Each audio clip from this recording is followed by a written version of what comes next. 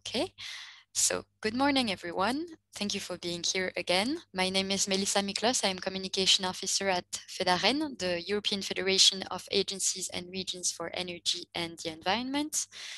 And you are here today with us for an exciting webinar on some ambitious islands from the north. Mostly you will hear about Åland, but not only, actually, as you will see in a few minutes. So let me just remind you that in FEDAREN webinars, we tend to use Slido for interaction with you, for Q&A, but also for a few fun polls. And all of the speakers today have prepared one question for you related to their presentation. So please make sure to join us on Slido. There will be a first question in just 1 minute, so you can already connect. Ideally, you use your phone. This way you can keep the screen for presentations. Thank you very much. And just to remind you about the agenda today, we have 3 speakers. We will start with Tommy Lindström, who I would like to thank again because this webinar is initiative. Sorry. So Tommy is project manager at the Energy Agency for Southeast Sweden, and is also island ambassador at Island Innovation, and lives in the island of Åland, Sweden, not to be confused with Åland, an autonomous region in Finland. But they will explain this better than myself and with a better accent as well, I'm sure. So I will not make this introduction longer. I think all will be said by the speakers. So let's start with the question that Tommy came up with. Tommy, you can already launch your webcam. I don't know, I cannot see you on my screen, but maybe you did. And I will also play the game and answer the Slido question. So, what do you consider the most important topic if you live on an island? You should answer this one using 1 or 2 words only. Your opinion. A few ideas, it could be renewable energy, it could be zero waste, sustainable tourism, fossil-free transports, clean environment, great schools, great healthcare. So 2 ways to connect on Slido, either with the hashtag Åland or just scanning the QR code if this works on your phone. Okay. Thank you for the ones that are quick and already here.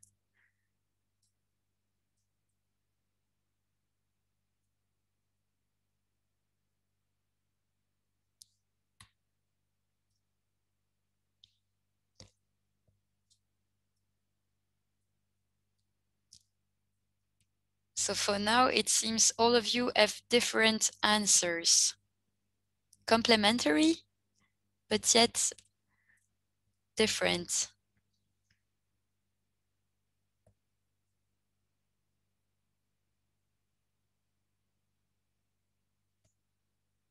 What do you think, Tommy? Well, it shows the complexity of living on an island. Indeed. Energy dependency, of course. Okay. I think we can close it here and show you a presentation, and I will give you control.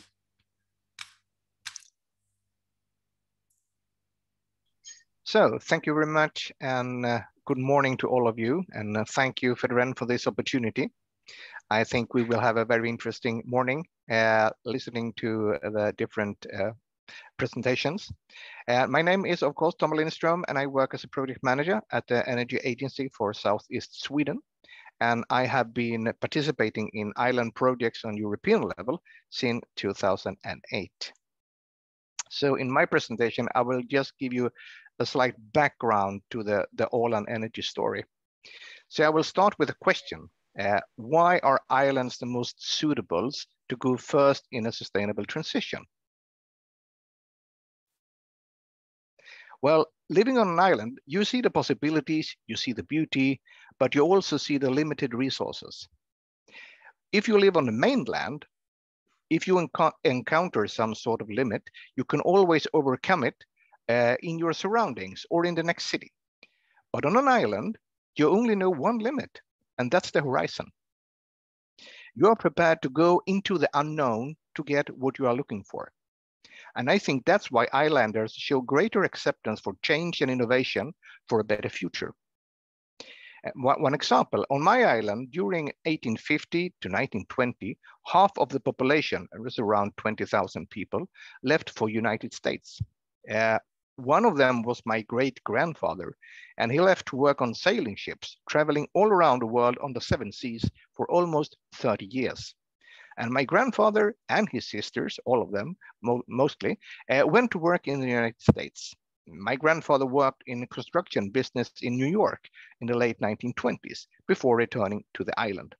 And this is not a unique story. It's a common story among families on the island.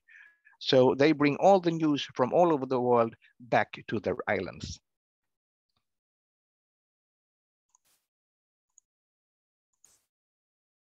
So the reason why we are here today actually started with Island Innovation. And I don't know if you have heard about Island Innovation. It is a quite new network. It's a global network for islands.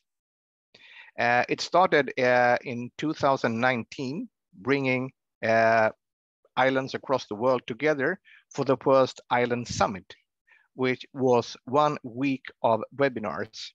And it's gathered almost 4,000 attendees. So to further develop this initiative, they had for the next year a series of webinars during the year, and they also recruited 200 island ambassadors to promote the big event, which was the Island Summit Webinar Week.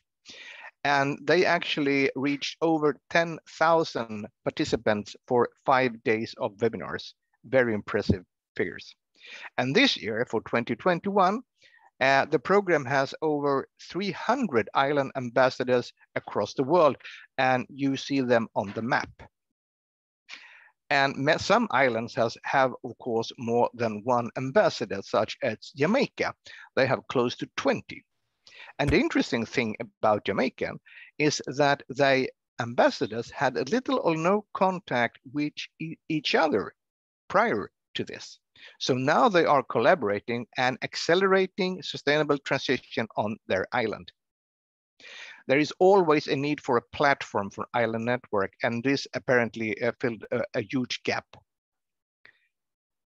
So 6 months ago, I arranged a meeting with the islands of Åland, Gotland, and Åland in the Baltic Sea, where we discussed common energy projects. That's why I heard first about Smart Energy Åland, and also found out that one of the people working with the project was actually the Finnish ambassador for Island Innovation, and myself being the Swedish ambassador. So we decided we should do something together. So the idea to have this webinar was created. And from earlier projects, I also was in contact with Playel and his very interesting work on the habitability of an island.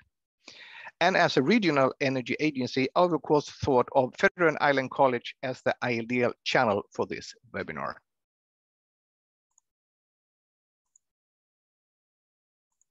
So some facts about southeast of Sweden, where I'm situated. Our energy agency is one of 15 in Sweden. We cover mostly 6% of the geographic area and also 6% of the population. And we are one of 4 agencies that works very common with European projects.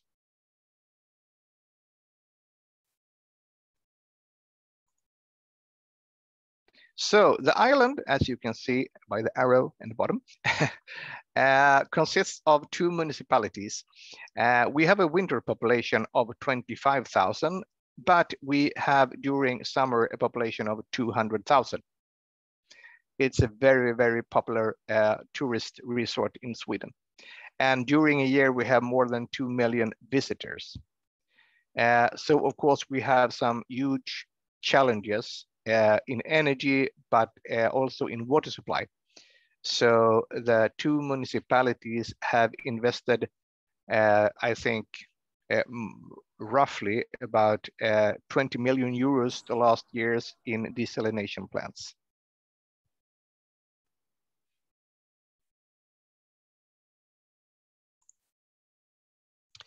So regarding islands of Sweden in general, we actually have 267,000 islands in Sweden. That you might didn't know before, of which almost 1,000 of them are inhabited. And in total on islands, we have a population of 1.6 million people. And that's quite a lot when you think of that Sweden has only 10 million inhabitants. But the whole capital of Sweden, Stockholm, is situated upon islands. So that's the reason of the high population. And I think people living in Stockholm think of themselves as islanders. That would surprise me a lot. But some of them are in the outer regions of Stockholm. When you have to take a ferry to get to the island, of course they are islanders. But the main population are interconnected by bridges, so they don't really think so much about it. So the collaboration between islands in the Baltic Sea, it started back in 1989 with the launch of the B7, the 7 Baltic Sea Network. And it consists, as you can see on the map, by Åland from Finland, Hiiumaa from Estonia, Åland Gotland from Sweden, Bornholm from Denmark, and Rügen from Germany. And they started to collaborate and had great objectives and strategic goals to develop projects, of course, and also exchange of experiences and ideas. They actually had 11 priorities, not only energy and environment. They also had transport, education, tourism, business development, ICT, democracy, interregional understanding, rural and agro-business development, healthcare, public service effectiveness, and common history. So that's quite a lot to put into one project. So as the years went by, the results were few regarding to have this great project together. But they did other things that was very, very important and appreciated. And they actually arranged the Baltic Island Olympics, the B7 Games.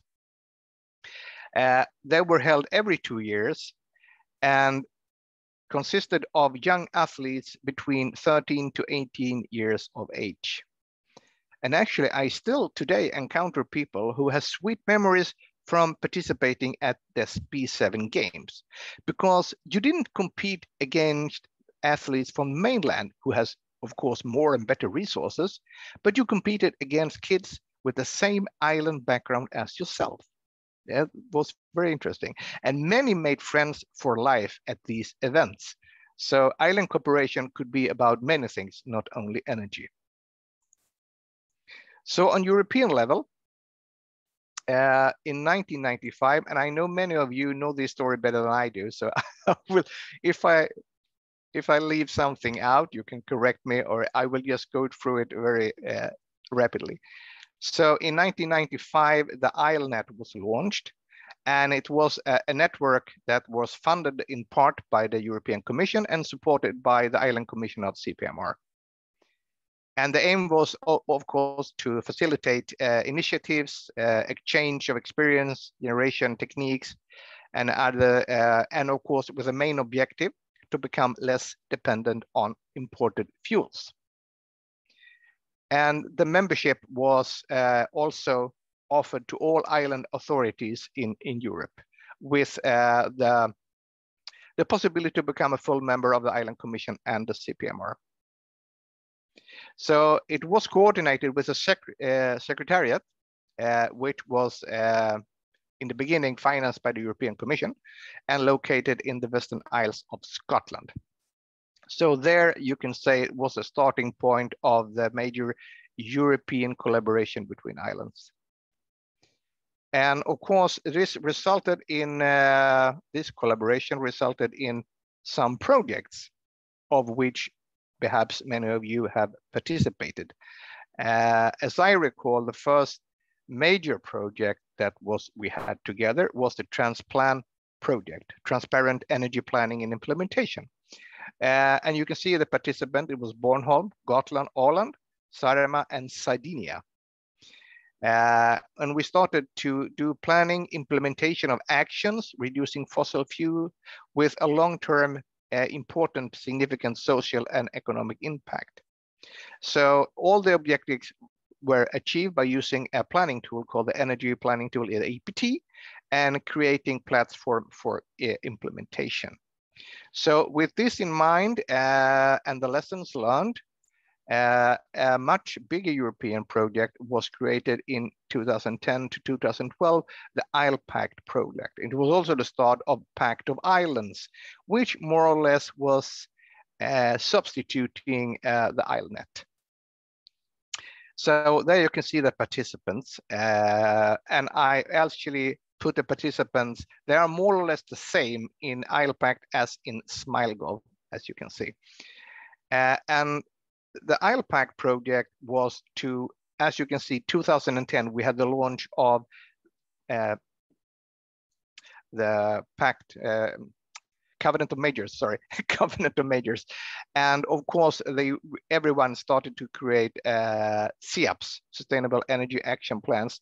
And of course, with the challenges for islands of imported fuels, we were making ICAPs, Island Sustainable Energy Action Plans.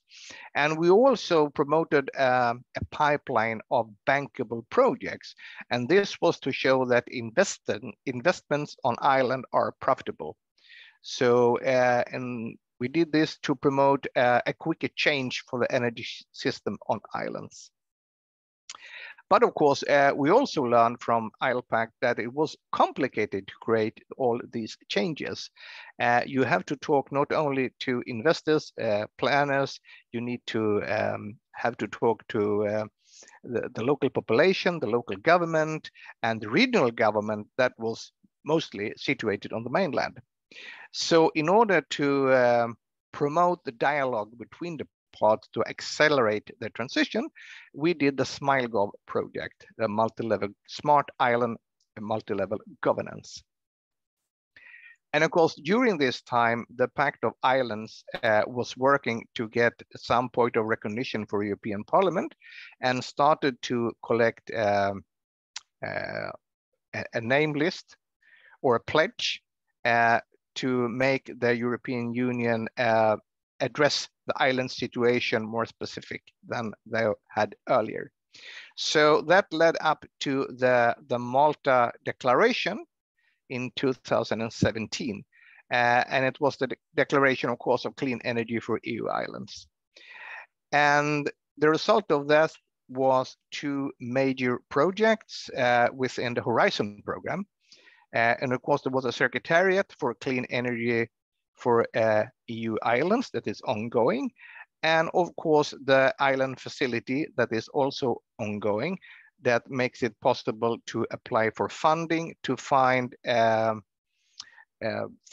funding solution for bigger investments on islands. You can say very easy. So where do we go now from this lessons learned? Maybe the islands shouldn't look for individual solutions, but to collaborate more and also start to invest together. I mean, islands in an archipelago have different possibilities and challenges, but if they work together as one circular island system, they can find solutions together. So I do hope that the island energy story will provide you with inspiration, what is possible to achieve. So thank you very much. And I leave the floor back to you, Melissa.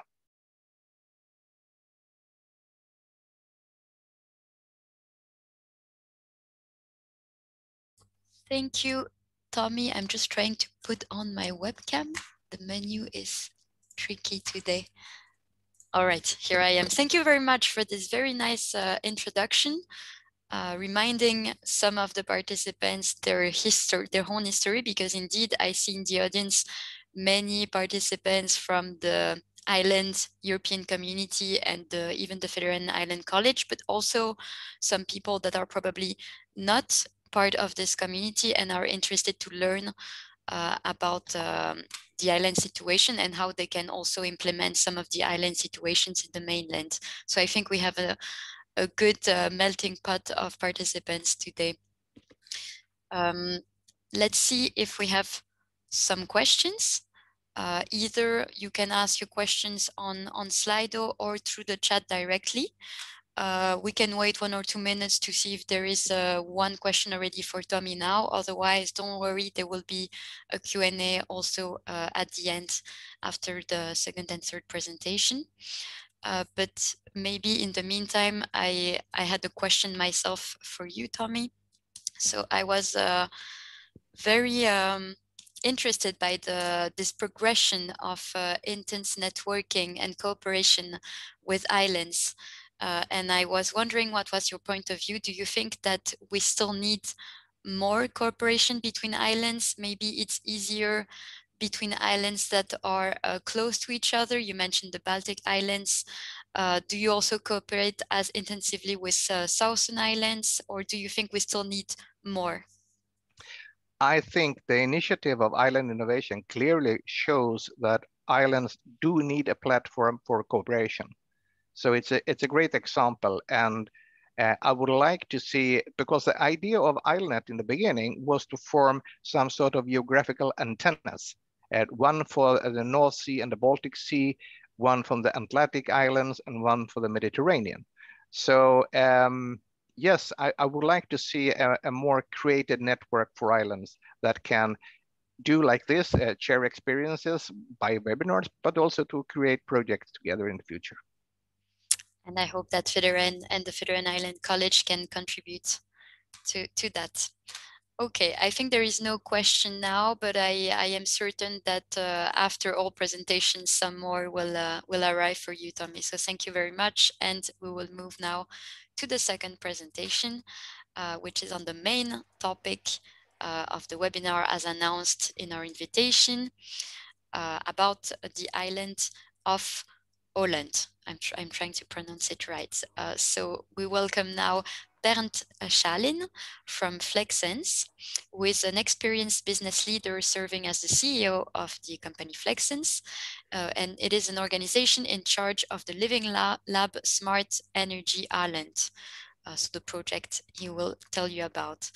So without further ado, I will give control to Bernd now. If I can, yes. Let's see, yeah. Okay, Bernd. Now I should have the control, yes? Yes, you should. So good morning to everyone from Åland. And as Melissa presented, I'm Bernd Schalin and responsible for the company who is implementing the 100% renewable energy system on Åland.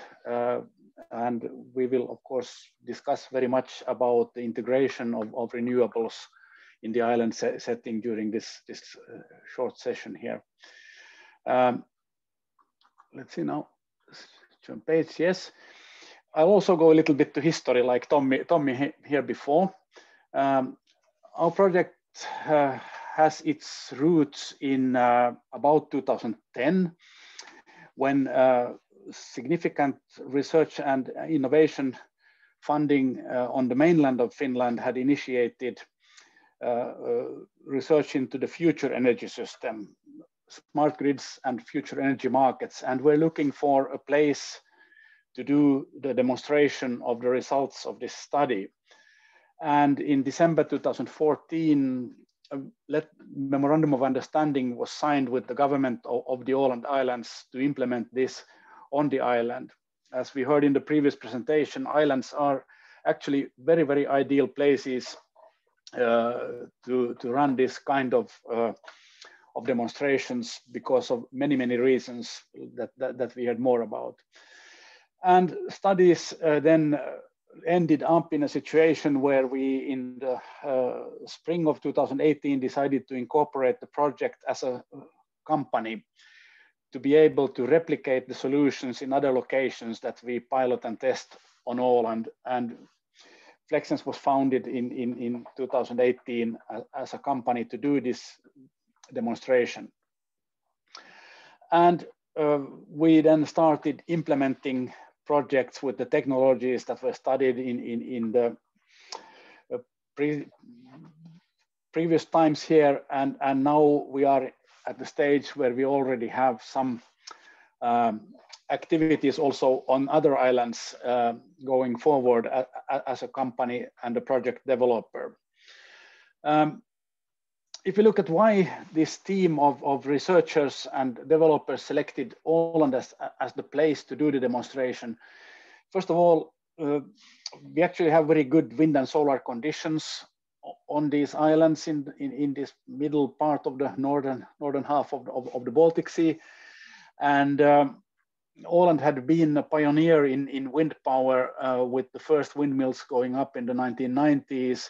And by 2014, about 20% of the local electricity supply were already then supplied by locally produced wind power. Also, the self-governance of the islands were a good reason to use this as the test bed. From an electricity grid point of view, Åland is an independent grid. We are not part of the national transmission system, but we have our own authority both over the transmission grid operator, and the energy market regulation is here a local law. And the islands have had a very ambitious sustainability agenda, which also actually won the prize of most sustainable small society in the EU in 2019. So there were very good conditions around here.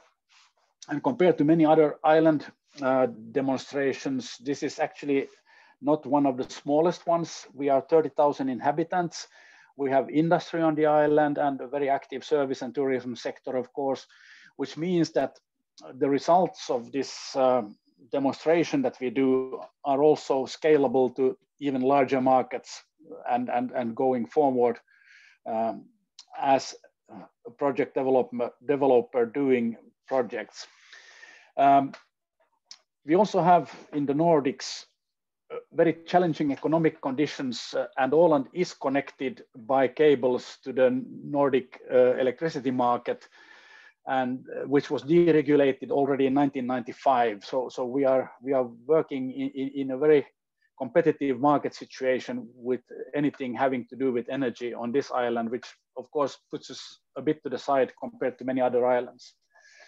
And of course, being part of the EU, we have access to all the programs and also working under the EU regulation, which makes the results of our demonstration replicable in other locations. And in this temperate climate zone, we of course also have the heating system as a very important part in the energy mix, which helps us going forward. And the Nordic open innovation climate is also a very good place for a living lab to be. Now let's see, next page. Yeah. So we decided to become a project developer using the Smart Energy Åland project, okay, as our reference and test bed. And we are really in the process as Flexens of replicating the solutions we are working on in other locations. Why do I have, oops, it's a bit delay when I switch the pages. So really to do the energy transition, we are looking at it from the perspective, as we heard here earlier also, with the whole transition agenda, which is done like a master plan with the citizen engagement as a key success factor. And the Smart Energy Åland project has really invested a lot of efforts in communicating with the inhabitants and decision makers on the island from this energy perspective. And then we have launched initial demo projects in many of the technologies needed to run the society 100% on renewables. And are going towards the whole energy ecosystem with many different technologies. The result of all the studies about the energy system on this island was, of course, that to be able to really run a society 100% on renewables, you really need to rely on the weather-dependent solar and wind, and up here in the north, mainly wind power, to make it possible. And as they are weather-dependent, the flexibility of the system is essential. We are lucky on Åland as we have the cables to our neighbors, so we have virtual batteries, so to say, to rely on in real life. But in our demonstration, we have made sure that we have demonstrations in all the different subsystems needed to harness the flexibility of the system and really integrate this into one whole package. And then the other angle, which is quite important when we look at how to make a society run 100% on renewable energy, is of course the carbon dioxide emissions. And if we look at the Åland case, actually the emissions from the electricity production are not our biggest challenge. It is the transportation sector, with both the road traffic on the island, the getting to and from the island, and we then also have an internal archipelago ferry system on this island. A little bit, Tommy had in his presentation some big numbers. Also, Åland consists of an archipelago of over 6,000 islands, out of which 60 are inhabited year round. So it's quite interesting. But from the energy perspective, to look at the society from this angle, we end up with one of our most important demonstrations being the power to the synthetic fuels, and to start with the hydrogen economy, which is the only way to really solve the problem of how to run the society on renewables only. This is a busy slide, but I so much like to present it. Our analysis and modeling of this island shows that the availability of biomass in any society is limited, and we are lucky here that we have good growth in the forest sector, but still bioenergy could not in any realistic scenario represent more than 20% of the total energy need of our society. And geothermal also has limitations. It's really only for the heating sector that you can use it. So the models show that about 10% solar and 80% wind is the only applicable source of renewable energy into this system. And when we look at this from the system integration and sector coupling perspective, we can note that both the transportation sector and the heating and cooling sector has inherent storage capacity, which is much more cost efficient than trying to build specific storage facilities for electricity. But to harness these, especially for the transportation sector, the mix requires the synthetic fuels, and of course, in the end, also capturing of CO2 to put in as an ingredient into the fuel for certain applications. But we are not there with our demonstrations yet. We are working on the hydrogen side at the moment. But this, I think, is really essential to understand that if you want to go 100% renewable, you really are dependent on the weather dependent primary energy sources. And that means that the storage capacity of the different subsystems in your society are actually very important. And then to create the right market models and networks so that you actually can utilize the storage capacity of your different systems will become quite important. And this means we have now 16 projects ongoing here, and we are trying to compress a very long and interesting story into 15 minutes here. So I will not give you very long presentations on every one of the things we are working on. But the really flagship project we are having initiated here is now to run one of our archipelago ferries on hydrogen, produced with locally produced wind. The hydrogen ferry projects that you can see around in the world right now haven't integrated the production of green hydrogen into the system. And our studies show that by producing the hydrogen very, very close to the ferry routes, you can minimize the logistics costs, which is one of the challenges with hydrogen. And you can minimize the transmission costs for the electricity, for the electrolyzers, and so on. So to have an integrated concept around the ferry with locally produced green hydrogen is a unique and very high profile demonstration going forward. And we are at the early stages of implementing this, but very, very exciting environment. Then we have built a software tool to manage the energy data on the island, to have a solid base for decision making and visualization for the citizen engagement perspective of what is actually going on the island. Then we are lucky in having an abandoned mine here, and that's an ideal site for a pumped hydro storage of electricity. In the end, to make a pumped hydro storage profitable in the Nordic setting, you actually need to trade this flexibility also on the mainland side, on both sides of the island.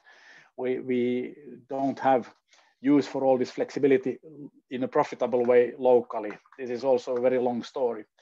Then you will hear more about Kökar, but this is also a place where we are piloting the new energy community concepts. And we have a Horizon program grant for this, which we are very, very close to being able to go out with more details in I hope, a couple of days of what it means. Then we have a couple of smart buildings, electric transportation, and we have a role in developing the next wind park on Åland. After the Långnaba wind park is built, 65% of the annual electricity need here will come from locally produced wind sources, and another 10% from biomass on the island. So we are getting to the 100% step by step here.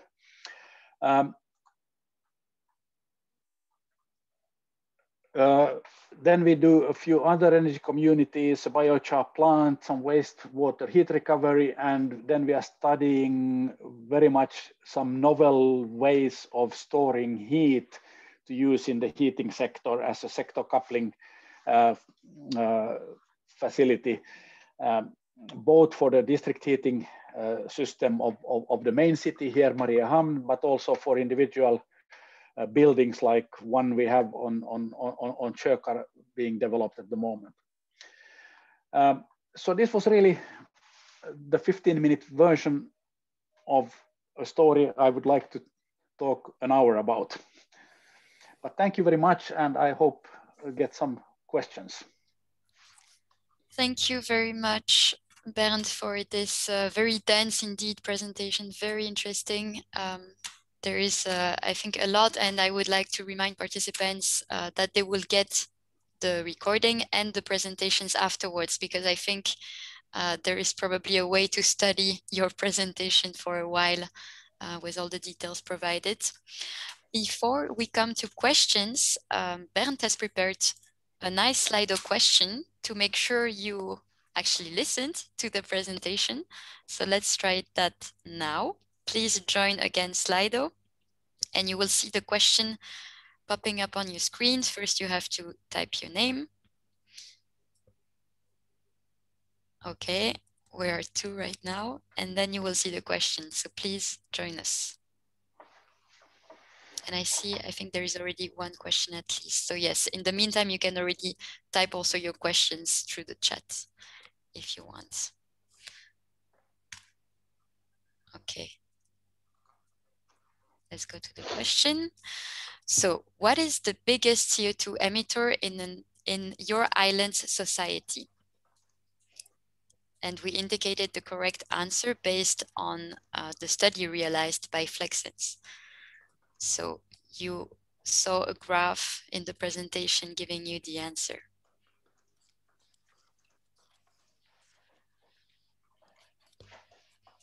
I'll wait because people are still joining.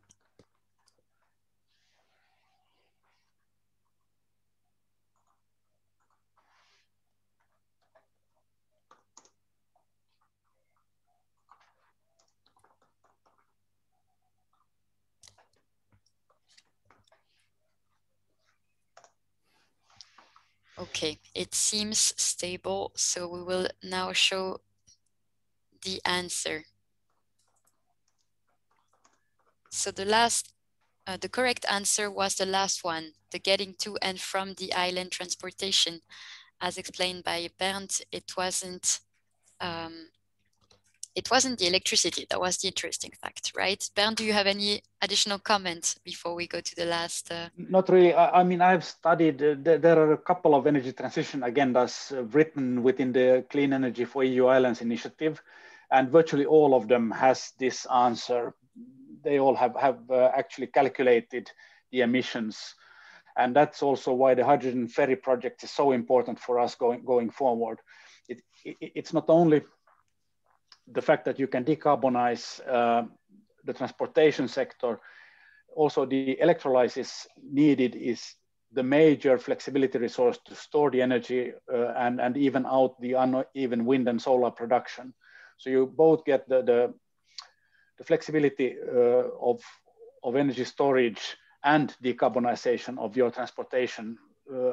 So to get the cost of that solution to the right level is really the key to the future for islands on decarbonizing the energy system in a big scale. Thank you for the information. And congratulations to Martin, who was the first one to give the correct answer.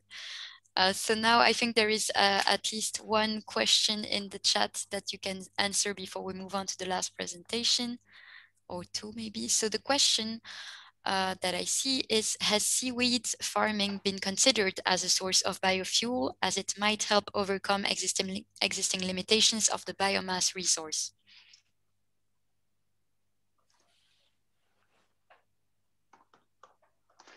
Yeah, I typed an answer there, so you should see it in the chat now.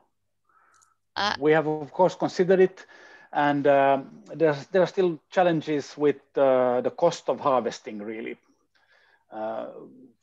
for the seaweed-based biomass. Of course, 3/4 of the surface area of the globe is water, so it would be an ideal place to actually even let the algae grow.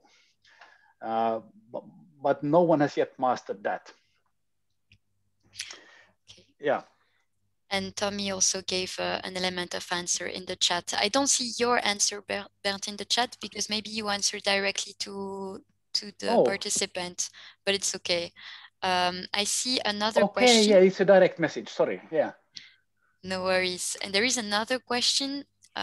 So what is the installed power of solar and wind production? And also, what is the dedicated storage for these resources and its capacity? Yeah, so by the time this Långnabba wind park is ready, the total installed power will be 64 megawatts of wind, and we have about 1.5 megawatts of solar, which is mainly residential rooftop solar at the moment. There are some larger installations on commercial buildings, and sunny days in the middle of the day, there may be almost the whole megawatt available to the grid. In terms of storage, actually the virtual batteries, our cable connections to both Finland and Sweden work as our storage at the moment. It is definitely the most cost-efficient way of doing it. The modeling showed that if we would just simply try to store the electricity from solar and wind production in a 100% renewable scenario in batteries, we would need 6 gigawatt hours of batteries, which today would cost at least 1.5 billion euros, when the cable connections to our neighbors cost less than 200 million. So it would cost 10 times more to use batteries than to use the cable connections. So to have the flexibility from interconnecting to your neighbors is actually a very attractive solution if it's possible. But there are islands which don't have the cable connections, and then you really need to study all the different options and end up with a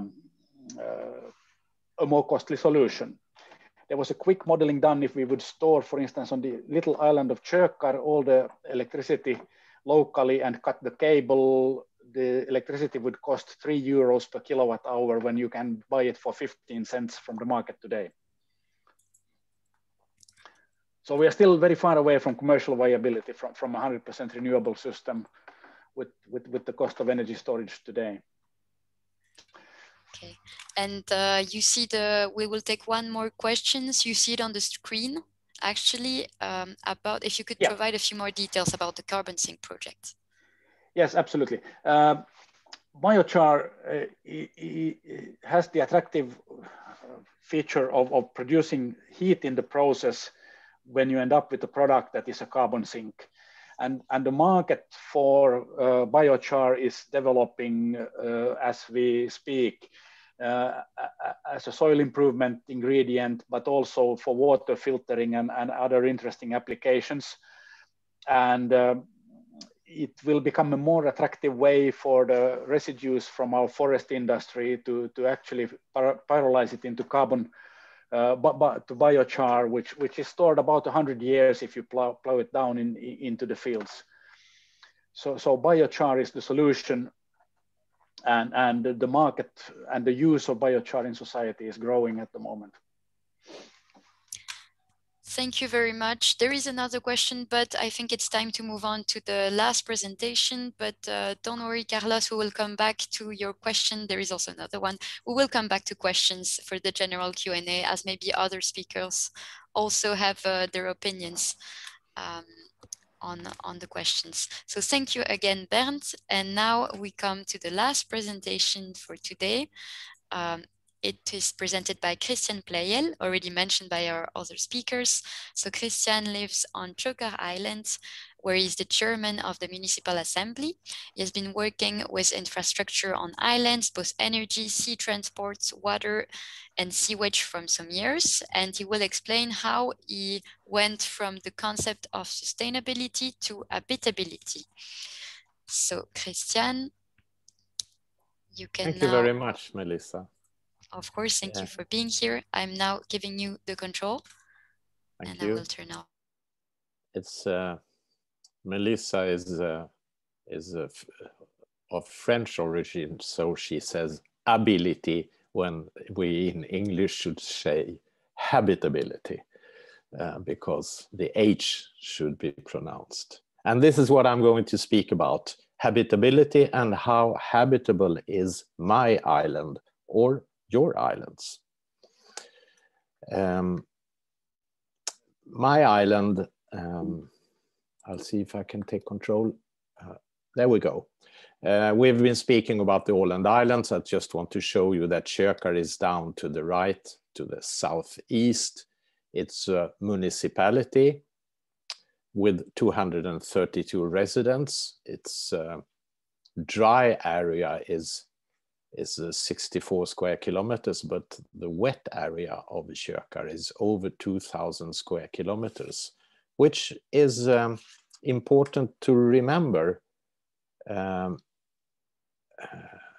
because we tend to forget that the sea should always be included when talking about and planning about islands. On this map that you see, I took the liberty of taking all the 2,000 islands of Europe and put them into Germany. That's a wet dream for a European official in Brussels.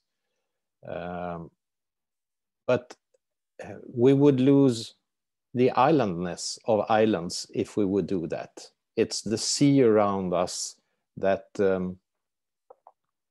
creates our identity and many of our jobs. It is also what creates distance, and distance creates energy spending, which Bernd has mentioned, and I will come back to. And it also drives costs. We have high costs of living on islands. And it adds to the myth of islands as being remote societies, and they are not that remote that we may think.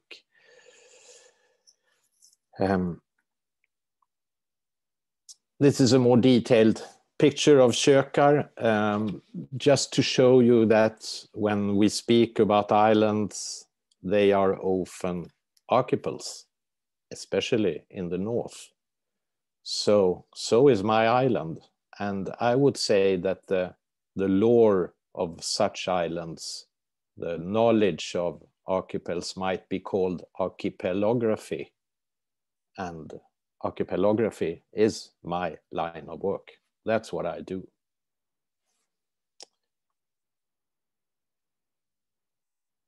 This is to show you that maps can also be done by, for example, kids. This is a beautiful map of my home island, Kökar, done by a kid who lives on a small island to the north of Kökar. He has been going to school for 9 years, and we have transported him on boats all the time, always with a grown-up assistant, of course. A great achievement for a small society. Talking about distances and islands, we set out 3 years ago to make a sustainability plan for my island. And we engaged all the islanders in this work. Oh, it's a bit tricky to, yeah. And halfway through the work, we found that sustainability was a bit too big scaled. The methods and tools that we were supposed to use weren't really applicable on our small scale. So we started to speak about habitability, about jobs and schools and ferries and local energy and grocery shop and housing and such questions.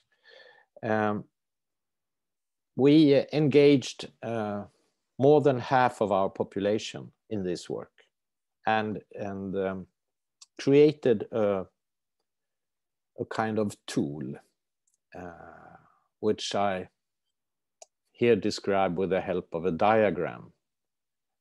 In our opinion, what makes an island habitable consists of 7 main areas. One is that there is prosperous people, there can be prosperous people there. It's another part, the second one is trust and participation, that you feel that you're a part of the society.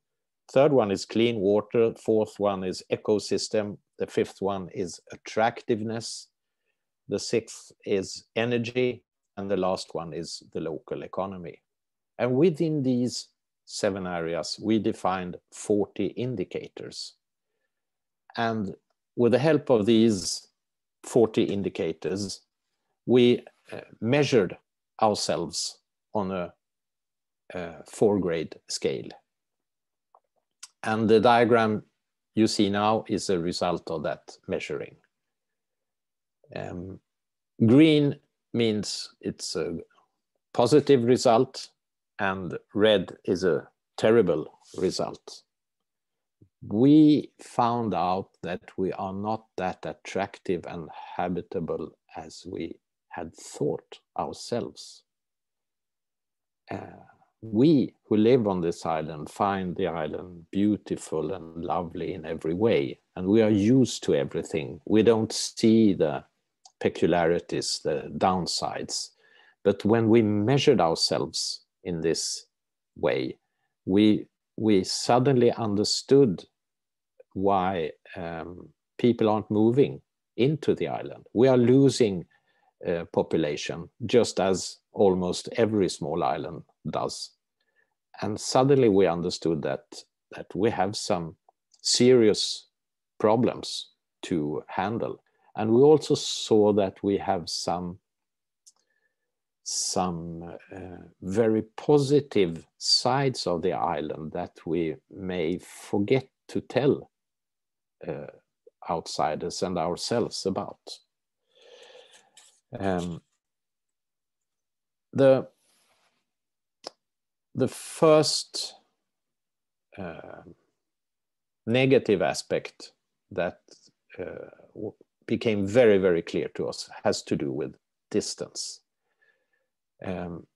Modern people are used to travel 70 kilometers an hour. So if they go from a town, Stockholm or Helsinki or Brussels somewhere, that's how they perceive distance. You make 70 kilometers an hour, and it takes 3 hours to get to Kökar.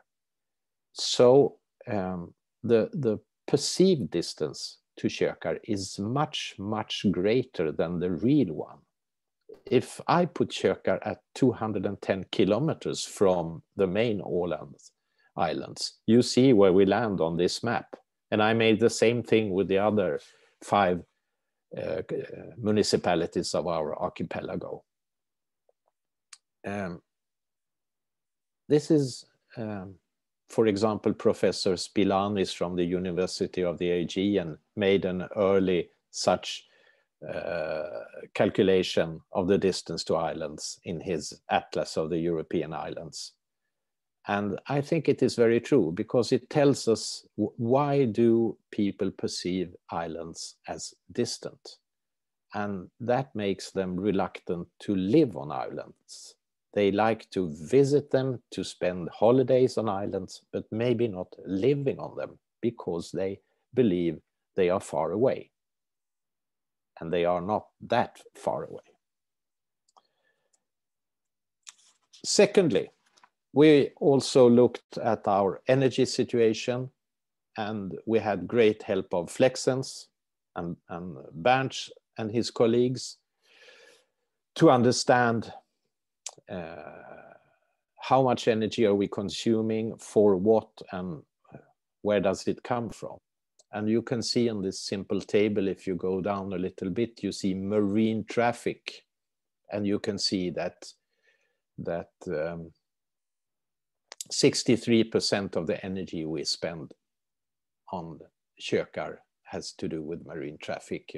The ferries are 49%, and the emissions from the ferries constitute 62%. So this is the numbers, the figures behind what Bernd told you. But working with Bernd is always great fun, and he's such a creative guy. So he and his colleagues helped us to write an application to Horizon 2020 and ask for funding for an energy transition. And it has been very, very well received. On Wednesday next week, 5th of May, I will be able to tell you more about it, and so will Bernd. This was a second finding, you could say.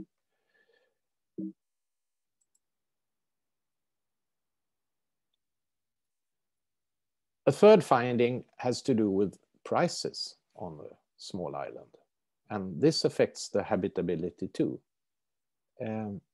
Counting 25 different goods, everyday things, and what their prices are on Kökar compared to Mariehamn, we found out that we are 51% more expensive. This is not often spoken about. And then you should know that the prices in Mariehamn are higher than they are on the big mainland, Stockholm or Åbo. So we on my island, we often say to our government, shouldn't the government officials be able to work to live out on the small islands? Do they all have to be living in Mariehamn, in the town? Can't you place them out in the archipelago? That would be good for us. We could collect taxes and have more people. Well, sure, they might do that, but then they would have to give these people 51% higher wages, which I think is not possible. So this said,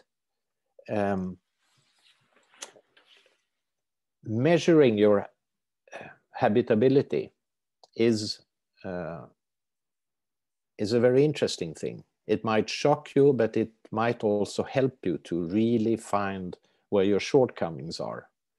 And interesting enough, this was done last year. The habitability tool is only 1 year old, but many islands have approached us and asked, how do you do it? This is interesting. And so we have set up a distance course with the help of Åbo Academy in Turku to simply teach how the tool is constructed and how do you go about it. It is very interesting to see that we have 32 students from 12 islands from 5 nations in Europe who are right now attending the course.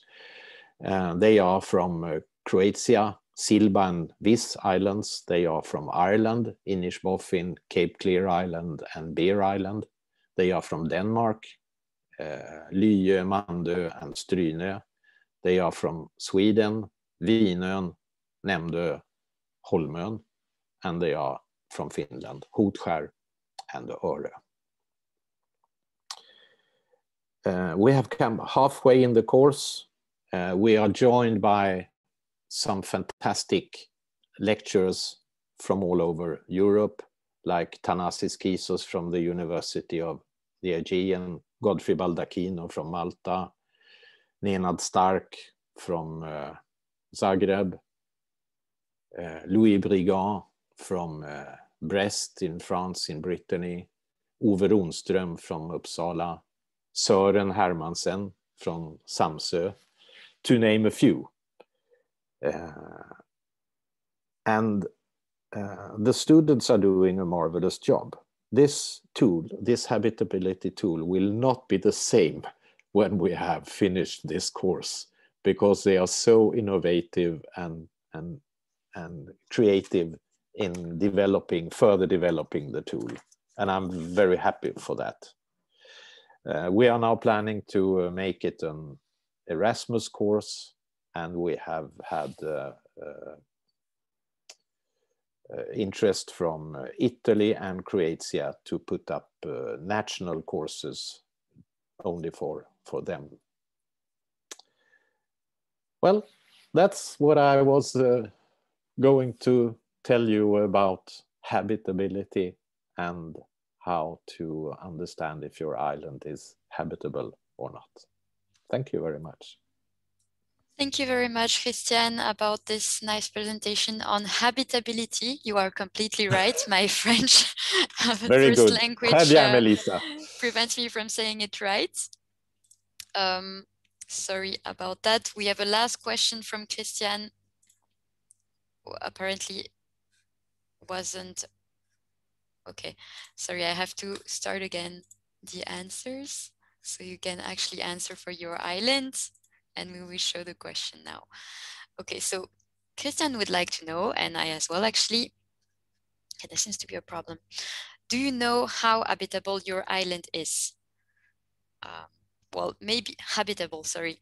Maybe you call this something different, but maybe you have done already some similar studies, and now you can still answer the question. So 3 answers possible. I will not answer it this time because I'm not an islander.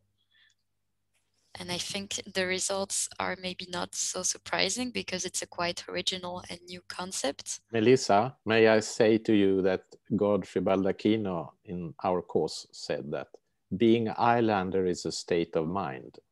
So maybe I am an islander. So maybe you are. After this webinar. Yeah. Okay, well, I think this is more or less what you were expecting, probably, Christian, right? Let's see. Many more potential pupils for your course? Yeah, or it shows that we have found something that was missing, and that's good. And if you want to be pupils, it's not that complicated. Just get in contact with me. We developed it during a European Union funded project, so it's really freeware. But we need to explain a few things about how to use it to you. So you're all very welcome. And maybe when I send the recording and the slides, I can include some links. If you have a link to register or something like that, I can definitely share it. I could also add information about the upcoming project later on when you officially announce it. So really, if we can give more information to participants, let's do it. I think if you Google habitability, you will find that it's, I think you will find your way. And you can, if you're Swede, which some of you are, you can Google bobarhet. Then you are spot on. But the English word habitability can be a few other things too, but I think you will find your way. Or me, Christian Playel. Thanks. Okay, now let's see if there are first some questions directly to you, Christian. I saw there was quite a discussion already going on Slido. So I think maybe it was Bernd or Tommy answering, but someone was wondering if the government of Åland was planning to give financial support to decentralized residential storage to support the transition towards locally produced power. Can I answer that one? Yes, please. Yes. As I said, we have gotten funding from Horizon 2020, but we needed some backup from the local government, and they are now right in the process of deciding so. And the reason I cannot tell you about this and need to come back is that we have a municipality board meeting on Wednesday next week, and that's where we are going to say yes to receive a huge amount of money.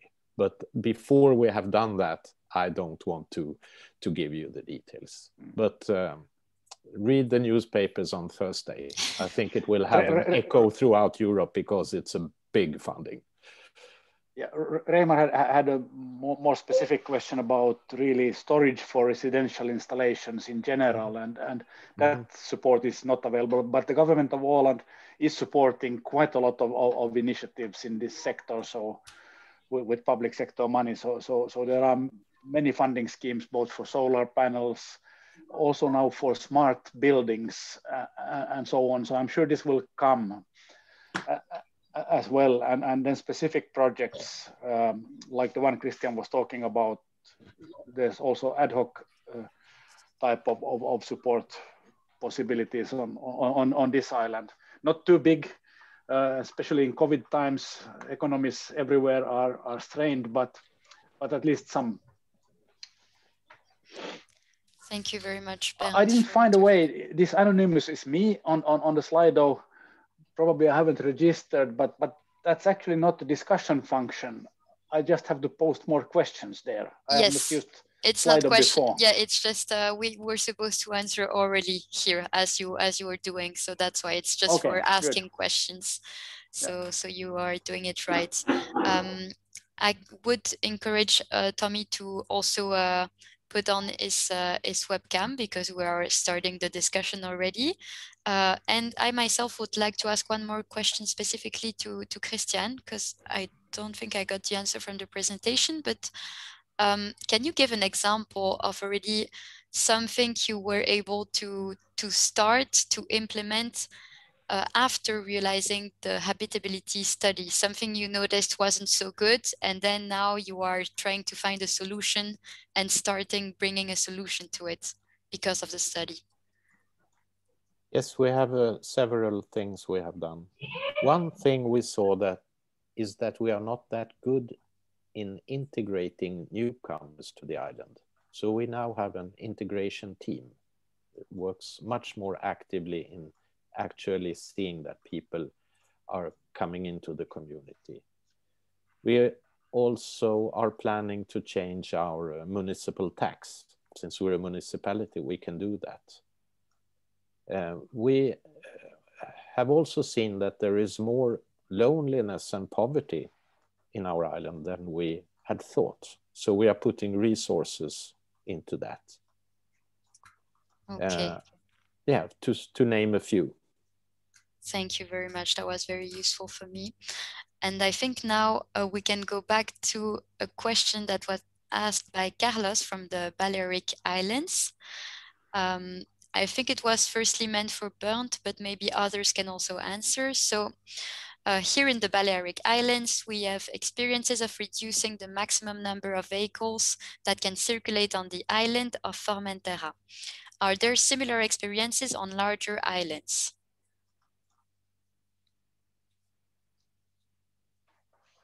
At least I'm not aware of that kind of scheme anywhere. Interesting thought. Yeah. Okay. Did we answer this question by Martin as well? Do you have any suggestions regarding funding for small islands that cannot attract big commercial investors to develop energy independence? Well, I tried to answer that. We are at Flexsense trying to build that kind of facility, but we don't have it in place yet because we have this agenda of replicating the solutions on islands. So I think it's just hard work. Okay, and I would like to ask a general question to the three of you. I think in islands, you touched upon it, some of you, but it's sometimes a problem to keep the skills or to bring the necessary skills in the islands in terms of innovation. Bernd mentioned hydrogen a lot of times. Did you find a way, or did you notice that building this new technology was helping to bring a new market in the island and new skills, and keeping the skills in the islands? This is a very, very good question and observation. And of course, we are talking about islands of many different sizes and types. And on the Society of Åland with 30,000 inhabitants, we actually have some own even technical education on the bachelor level here on the island. And we are in a constant dialogue with the whatever they call the school in English, I don't remember, but it's bachelor level engineer education. And it would be attractive to do something on hydrogen there, but we are not there yet. But the office we started in Mariehamn has attracted people that maybe would not have worked here. So we have created employment for highly skilled people on the island. Not many, but a few people, and it has been attractive for young Ålandic students that have studied abroad, have worked for us in the summertime, and will definitely also become permanent employees over time in the organization. So I think our little project has helped a bit in that direction. And Christian, on your island, I think it's even trickier, right? When you have 200 people on the island, how do you manage to have the necessary skills on the island, or do you depend completely from bigger islands in the mainland? We certainly do not depend completely on bigger islands. We are people who live out on our archipelago, in archipelagos and on small islands, are very used to take care of themselves. We have quite a rich industry on Kökar, so it's not as bad as you would imagine. That's good to hear. Tommy, it's been a while since we heard from you. Do you have an answer to this specific question, or maybe a general comment from what you heard so far? Well, regarding energy storage, is the same. It's the scalability and prices. We all know that a solar park can produce a kilowatt hour half the price, half the cost, if you have a small installation on your own roof. So, I mean, we have looked into battery storage and things, and of course, it all depends on the market situation and the possibility to sell or import electricity on the grid and to what prices. So the tariffs in the future that could be by hour could be a very important tool for this. So legislation needs to be sort of updated for this kind of projects. I see. Thank you very much. And I have Melissa, Yes, can please, I add Christian. just Of course. from Köker and say that part of the habitability analysis is making a local economy analysis and see what kind of companies where people do get their income and so on. So it's a very important thing. And I think it's a thing that many societies and islands do now, local economy analysis. Thanks. Indeed. And I wanted to complement that Federen has been started working on a Horizon project as well called Green Island, which is developing a hydrogen ecosystem on the island of Mallorca. So Carlos maybe heard about it. And so we will also keep you updated about this project because it has also some studies for replication that will happen. So that will be interesting for most of participants and speakers today. We also have some more comments from the audience today. So Merten, again, I've been involved with the use of different seaweeds for various uses over the years, including for shellfish production, fertilizer, and gin ingredient. If anyone knows of a sustainable model for harvesting and converting to biofuel, I would like to see it. That is very specific. I can share the results from our island. We did an experiment project some years ago, so I can share you the results. Great. This is exactly the kind of networking we needed happening, right, Tommy? Yes. And we also have a comment from Luan from CPMR Island Commission. Thank you again, Luan, for promoting this webinar and for joining. She says she's a previous student of Louis Brigand, and she's glad to hear of this very interesting training. I guess this was for the habitability classes. As part of the Island Commission of the CPMR, I can say that the additional cost of insularity is a current high priority topic for insular regional authorities, which is highly linked to what you presented as a result for your study. Many thanks for this interesting presentation. Thank you very much, Can I Luan. comment on that? Yes, please. I believe that the French islands of Brittany, through the Île du Déponant organization, is the only islands in Europe that I know of that have successfully managed to get government or regional funding to compensate, to get a real compensation for the costs of living on islands. And that is partly because of Louis Brigand, but many other people who have worked hard on that. But the French Island Organization of Brittany is excellent. And we are proud they are also involved in our Federen Island College. So maybe we can get them to present something next time. I certainly would like to see this conversation happening another time. So thank you very much, everyone. I think we can slowly come to a conclusion. Would you like to share one last statement, the three of you? I can start. I think the need of networking is quite important, and I hope we can continue these island network webinars in the future. Indeed. And thanks again, Tommy, for helping me with the organization. It was very interesting. Yeah, thank you all. And I share the view. This is worth continuing this kind of networking. And this has been a good setting. Thank you very much. Christian, one last word. Thank you all very much. This is a great of us who already know each other. It's a strong network, an old one, with some newcomers too. Thanks. Thanks, everyone. So as mentioned, you will receive the recording and the presentations very soon. And before closing, I would like to inform you about the next online events that Federen is organizing. It is called Get Ready for 2050. It's not only for islands, but definitely relevant for islands as well.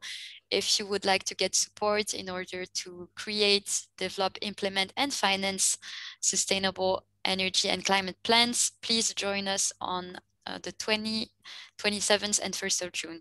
I will put the link here in the discussion before closing the session. So thanks again to everyone. I wish you a nice day, and I hope to see you soon for another Island webinar. And thanks again, of course, to our speakers. Thank Goodbye. you. Bye-bye. Have a nice day. Thank you. Bye-bye.